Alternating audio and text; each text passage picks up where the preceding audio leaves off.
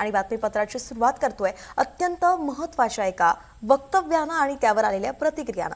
मंत्री गुलाबराव पाटलांनी शेतकऱ्यांसंदर्भात एक वादग्रस्त वक्तव्य केलेलं आहे। शेतकऱ्यांना थोडा त्रास झाला तरी चालेल, पण उद्योजकांना होणारा त्रास सहन करणार नाही, असं वक्तव्य गुलाबराव पाटलांनी केलेलं आहे। ज्या शेतकऱ्यांमुळे आपण आहोत त्याच शेतकऱ्यांना त्रास झाला तरी या मंत्री महोदयांना चालणार आहे आणि शेतकऱ्यांपेक्षा उद्योजक महत्त्वाचे असल्याचं गुलाबराव पाटील म्हणतात। त्यामुळे आमच्या बळीराजाची किंमत या गुलाबरावांच्या लेखी कमी आहे का, असा सवाल आता उपस्थित होतोय आणि त्यांच्या याच वक्तव्यामुळे शेतकरी वर्गामध्ये नाराजी आहे।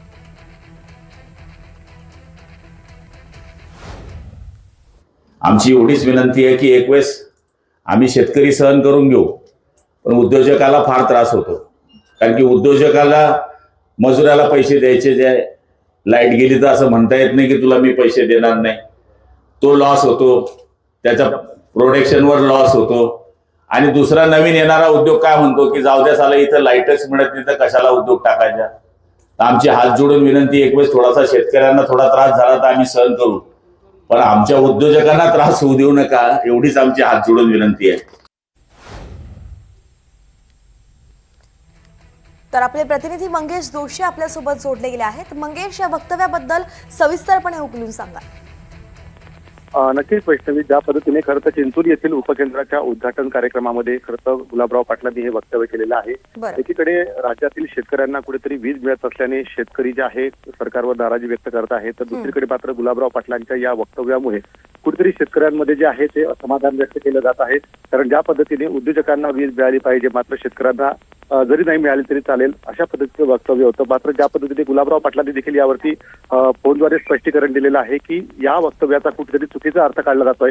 एकीकडे शेतकरी जो आहे हा समजूतदार आहे आणि कुठेतरी उद्योजकांच्या भरोशावरती अनेक रोजगार त्यावरती अवलंबून आहे आणि त्यामुळेच कुठेतरी रोजगाराला जे आहे ती कुठेतरी वीज मिळावी अशी एक रास्त अपेक्षा जी आहे त्यांनी व्यक्त केल्याचं म्हटलेलं होतं। एकंदरीतच या संपूर्ण वक्तव्यामुळे जे आहे कुठेतरी पुन्हा एकदा गुलाबराव पाटलांचं हे वक्तव्य राजकीय वर्तुळातही चर्चेचा विषय ठरलेला आहे आणि शेतकऱ्यांमध्ये देखील कुठेतरी असमाधान व्यक्त केलं जात आहे। वैष्णवी, बरोबर मंगेश, आपण सोबत राहा। याच वक्तव्यावरती राजकीय प्रतिक्रिया यायलाही सुरुवात झालेली आहे, आपण पाहूयात। गुलाबरावजी पाटील यांनी काल शेतकरी बांधवांच्या प्रति अतिशय असंवेदनशील असं वक्तव्य केलंय की विजेचा त्रास हा शेतकरी बांधवांना झाला तर चालेल, पण उद्योजकांना होता कामा नये। म्हणजे निवडणुकीच्या वेळेस मतं घेताना जय जवान जय किसानचा नारा देऊन तुम्ही मतं घेतलीत आणि निवडणुकीनंतर सत्तेत आल्यानंतर जय उद्योजक म्हणणारे तुम्ही, हे फक्त महायुतीतल्या एका मंत्र्याचं वक्तव्य नाही, तर महायुती सरकारचं शेतकऱ्यांप्रती असलेलं असंवेदनशीलता दर्शवतं। हे वक्तव्य शेतकरी विरोधी, शेतकऱ्यांच्या प्रति असंवेदनशीलता दर्शवणारं हे वक्तव्य आहे। आज शेतकरी बांधव हा चारी बाजूने संकटात सापडलेला आहे। महागाई मोठ्या प्रमाणामध्ये वाढलेली आहे, बी बियाण्यांच्या किमती या मोठ्या प्रमाणामध्ये वाढलेल्या आहेत, खतांच्या किमती ह्या मोठ्या प्रमाणामध्ये वाढलेल्या आहेत। आज त्यांनी पिकवलेलं अन्नधान्य जेव्हा ते मार्केटमध्ये विकायला जातात तेव्हा त्याला देखील बाजार मूल्य साधं मिळत नाही आणि सरकार ते बाजार मूल्य भाव त्यांना मिळवूनही देऊ शकत नाहीये। ही आज शेतकरी बांधवांची असलेली व्यथा आहे। आज शेतकरी बांधव जे पीक विम्यामधून त्यांना थोडीफार मदत व्हायची, आज त्या पीक विम्यामधले देखील महत्त्वाचे 3 ट्रिगर हे सरकारने काढून टाकलेले आहेत, जेणेकरून शेतकरी बांधवांना पीक विम्याचा देखील लाभ आज मिळू शकत नाहीये। आज शेतकऱ्यांच्या पाठीशी खंबीरपणे उभं राहण्याची गरज असताना शेतकऱ्यांच्या प्रति असले असंवेदनशील वक्तव्य सरकारमधले मंत्री करत आहेत। आज तुम्ही दिवसा वीज तर सोडाच, पण तुम्ही त्यांना जी रात्री वीज देतात तीही मुबलक देत नाही आणि अशा वेळेस जर शेतकरी बांधव रात्री त्यांच्या शेतामधल्या पिकाला पाणी देण्यासाठी जात असतील आणि त्यावेळेस जर त्यांना सर्पदंश झाला, तर आपण प्रतिक्रिया पुन्हा ऐकूयात। मात्र तुर्तास आपल्यासोबत शेतकरी नेते राजू शेट्टी जोडले गेले आहेत, आपण त्यांच्याशी संवाद साधूयात। राजूजी, हे वक्तव्य आपण पाहतोय, आपल्याला काय वाटतं या वक्तव्यासंदर्भात? शेतकऱ्यांच्या प्रश्नावर हे सरकार किती संवेदनशील आहे हे गुलाबराव पाटलांच्या बेजबाबदार वक्तव्यावरनं दिसून येतं। म्हणजे ग्रामीण भागातून निवडून येतात ते, त्यांना एवढं तरी वाटलं पाहिजे की आपल्याला शेतकऱ्यांनी निवडून दिलेलं आहे, शेतकऱ्यांच्यामुळे आपण मंत्री झालेलो आहोत। आणि हा माणूस खुलेआम म्हणतो की शेतकऱ्याला त्रास झाला तरी चालेल आणि पण उद्योजकांना सांभाळा। का ते तुम्हाला पार्टी फंड देतात म्हणून, तुम्हाला हप्ते देतात म्हणून? शेतकऱ्याला असं जर काय गृहीत धरायला लागला तर शेतकरी तुम्हाला तुमची जागा दाखवल्याशिवाय राहणार नाही.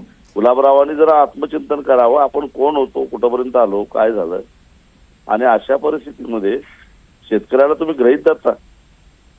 अरे शेतकरी आत्महत्या करायला लागले, कुठल्या उद्योजकांना उद्योगपतीनं आत्महत्या केल्याचं ऐकलं नाही मी, आणि तरी दुर्लक्ष करा शेतकऱ्याकडं आणि प्रश्न पहिला उद्योगपतींचा सोडवा.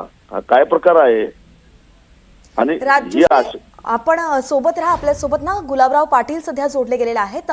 गुलाबरावजी, आपलं वक्तव्य समोर आलंय, वादग्रस्त वक्तव्य त्याला म्हटलं जात आहे, सगळीकडून प्रतिक्रिया येते, आपण आपल्या वक्तव्यासंदर्भात काय सांगाल? हे बघा, बातमीचा काही भाग बघून जर नेते लोक वक्तव्य करत असतील आणि प्रतिक्रिया देत असतील तर त्यांनी पूर्ण बातमी ऐकण्याच्या पहिले पूर्ण भाषण मी काय केलं हे पाहिलं पाहिजे. आता माझ्याकडेचा विषय हा राजूजी शेट्टी साहेब आहे, त्यांना माहित नाही, त्यांच्याकडचा विषय मला माहित नाही. माझ्या जिल्ह्यातला हा विषय होता की 10 MVA चा ट्रान्सफॉर्मर उद्योजकांना एक्स्ट्रा लागल्याशिवाय तिथे लाईट त्यांना कंटिन्यू मिळणार नव्हती. आता त्या ठिकाणी 10 MVA चा ट्रान्सफॉर्मर आणला, 600-700 शेतकरी तिथे उपस्थित होते, मुख्य अभियंता तिथे उपस्थित होते, त्यामुळे उद्योगाचा प्रश्न त्या ठिकाणी सुटला. भाषणामध्ये मी हे बोललो की हा 10 MVA चा ट्रान्सफॉर्मर बसल्यामुळे आता उद्योजकांना या ठिकाणी थोडा त्रास कमी होणार आहे. आमचा शेतकरी थोडाफार त्रास सहन करू शकतो, पण तुमच्या मागे आमचा शेतकरी कसा उभा राहतो हे आपण बघा, कारण की तुम्ही आमच्या मुलांना नोकरी देतायत त्या कंपन्यांमध्ये. आमचा मुलगा तिथे 15-20 हजार रुपये महिन्याने काम करतो MIDC मध्ये, त्याच्याच बाजूला आमचे शेतकरी राहतात.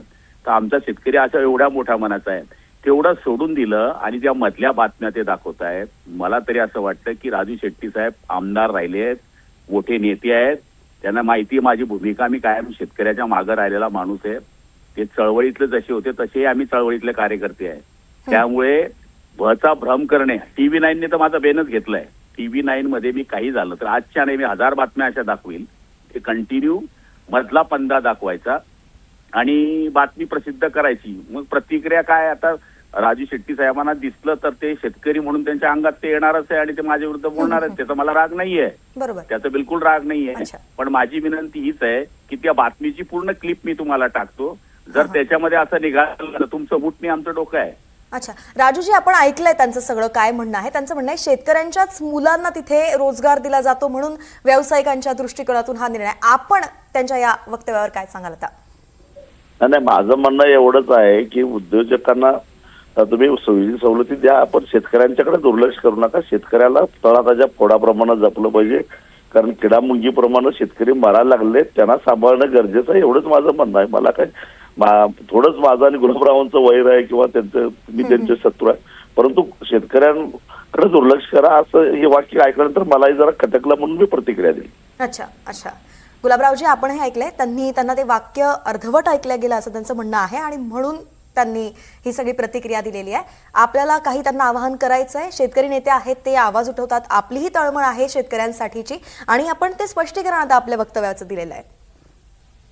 राजू शेट्टीजी हे आमचे चळवळीचे नेते, ते कुठल्या पक्षाचे मला घेणे देणं नाही, पण माझाही मूळ ज्यावेळेस मी राजकारणात आलो मी पण चळवळीतून आलोय. पण हे काही लोकांनी ठरवलंय, मला तरी असं वाटतं की कुठल्या तरी एखाद्या माणसाने या बातम्या मॅनेज करायच्या आणि त्या चॅनलनी चालवायचं असं बेनं घेतलंय काही लोकांनी. अच्छा गुलाबरावजी, काही वेळापूर्वी खरं तर कृषी मंत्र्यांनी सुद्धा आपली पाठराखण केलेली आहे की तुमच्या वक्तव्याचा विपर्यास झालेला आहे. धन्यवाद, आपण दोघे सुद्धा NDTV मराठीशी बातचीत केली आणि आपलं काय म्हणणं आहे ते सांगितलं. धन्यवाद राजू शेट्टीजी, धन्यवाद गुलाबराव पाटील. तर ज्या पद्धतीनं मी आत्ताच म्हणाले की कृषी मंत्र्यांनी पाठराखण केलेली आहे, नेमकं ते काय म्हणाले आपण पाहूयात. त्याचा अर्थ आपण खरं तर वेगळा घेतला, असं त्यांचा अर्थ नव्हता. तो मेळावा उद्योजकाच्या तिथले ह्याचा होता, त्यांनी ते बारीक छोटासा कार्यक्रम घेतला होता. त्यामध्ये त्यांनी सांगितलं होतं, त्याचा शेतकऱ्यांना असा अर्थ नव्हता की आम्ही सहन करतो, म्हणजे गुलाबराव पाटील स्वतः शेतकरी आम्ही सहन करतो, पण ते पलीकडे उद्योग आपल्या काय उद्योगांना जर लाईट नाही दिली तर ते सहन करू शकणार, असं त्यांच्या बोलण्याच्या अर्थाचा अनर्थ झाला, असं काही नव्हतं.